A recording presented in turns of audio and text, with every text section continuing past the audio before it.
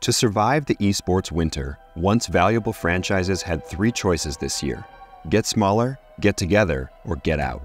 In May 2022, at what might now be considered the peak, Forbes estimated at least 10 esports organizations had reached valuations above $200 million, with TSM topping the list at $540 million.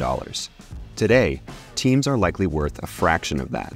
The downturn started with several uncontrollable factors, including fears of a recession drying up sponsorship and VC funding, or, in the case of TSM, the cancellation of a 10-year, $210 million naming rights agreement with FTX after the crypto exchange's founder, Sam Bankman-Fried, was arrested for fraud. The most public black eye for the esports industry has been the implosion of FaZe Clan, which went public through a SPAC in July 2022 and saw its market capitalization top $1 billion last summer. The stock soon plummeted when public filings showed that FaZe was blowing through money at an alarming rate. And in October, the company was acquired by GameSquare, the Jerry Jones-backed gaming company, in an all-stock transaction at a valuation of $17 million. Elsewhere, Sentinels, a Los Angeles-based esports organization with teams in Halo, Apex Legends, and Valorant, had to turn to a crowdfunding campaign in July, after reporting 2022 revenues of $2.43 million, against $10.13 million in expenses. Filing documents stated the company had enough cash on hand to operate for only 2 to 3 months if it could not raise additional funds.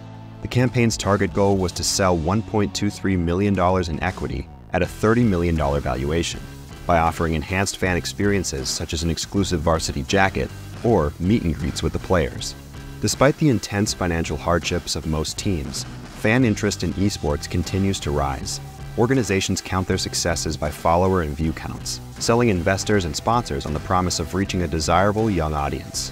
The difficulty, of course, has been to find ways to monetize these highly engaged fan bases.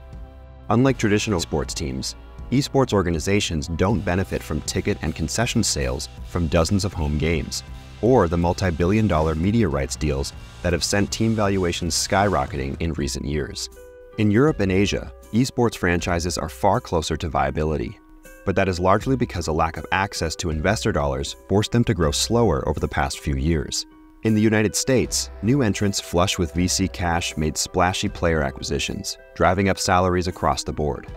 Depending on the game, players retain 80 to 95% of tournament prize pools and also get to keep whatever personal content revenue they earn by live streaming or creating videos.